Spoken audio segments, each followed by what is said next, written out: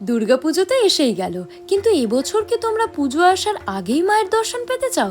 তাহলে আর দেরি না করে আমার ব্লগটা স্কিপ না করে শেষ অবধি দেখে ফেলো। দুর্গাপুজো হলো বাঙালিদের কাছে একটা ইমোশন, আর একদম পুজোর মতো না হয়েও ছোটখাটো ইমোশন যদি কোথাও খুঁজে পাই তাহলে মন্দ কি। তাই আমরা সেদিন শিয়ালদা থেকে ট্রেন ধরে সোজা চলে গেছিলাম ঢাকুরিয়া স্টেশনে, তারপর সেখান থেকে অটো করে চলে গেছিলাম ঢাকুরিয়া লেক। বাকিটা তো তোমরা বুঝতেই পারছো। তো আমরা ঢুকেছি 1 নম্বর গেট দিয়ে, আর তারপর আমরা হাঁটছি টুয়ার্ডস দ্য মিউজিয়াম। জানি না কতটা হাঁটতে হবে। মিউজিয়ামটা 3 নম্বর গেটে গেছে, তাই তো? 3 নম্বর গেটে গেছে মিউজিয়াম। তো আমি জানি না 3 নম্বর গেটটা কোন দিক দিয়ে ঢুকতে হয়। তোমরা যদি জানো তাহলে তোমরা 3 নম্বর গেট দিয়ে ঢুকবে, আর না হলে 1 নম্বর গেট দিয়ে ঢুকে বাঁ দিকে যে রাস্তা সিকিউরিটি গার্ডরা বসে থাকে, তাদেরকে জিজ্ঞেস করবে। হ্যাঁ, কিংবা তোমরা যদি আমার ভিডিও দেখে আসো তাহলে বাঁ দিক দিয়ে হেঁটে গেলে পেয়ে যাবে। কোথাও যাওয়ার সময় মনে হয় অনেকটা রাস্তা, ফেরার সময় মনে হয় একটুখানি।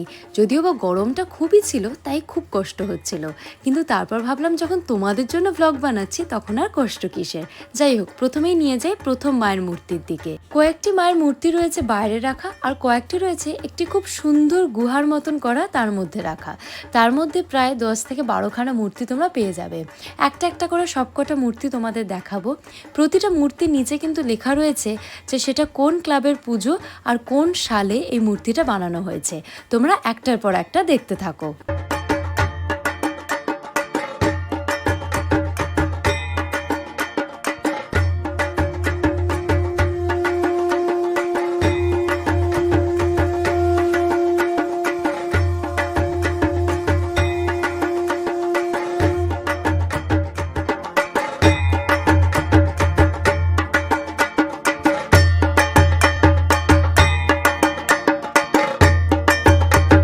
মূর্তি ছাড়াও এই ক্রিয়েটিভিটিটা কিন্তু আমার খুব ভালো লাগলো। মন যেন বলে উঠলো মা আসতে আর বেশি দিন বাকি নেই। এবার আমরা সেই জায়গাটির সামনে চলে এলাম যেখানে পরপর প্রচুর সুন্দর সুন্দর প্রতিমা রাখা রয়েছে। দেখো জায়গাটা কি সুন্দর করে সাজানো, তাই না?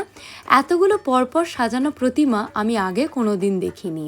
শুধু হ্যাঁ, এখানে কিন্তু কোনো এয়ার কন্ডিশন বা পাখার ব্যবস্থা নেই, তাই পারলে তোমরা বর্ষাতেই ঘুরে যেও।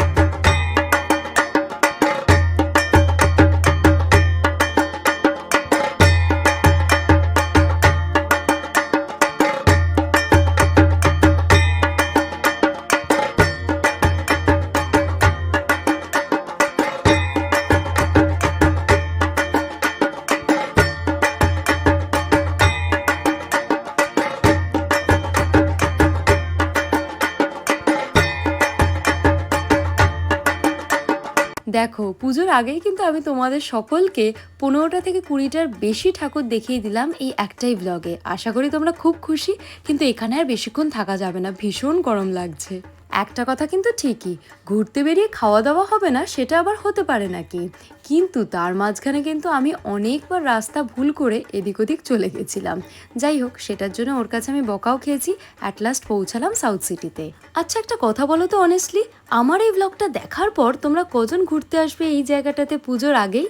আমি কিন্তু জানি অনেকেই আসবে। যারাই আসবে আমাকে কিন্তু কমেন্ট বক্সে জানাতে ভুলো না। Thanks for watching my whole blog.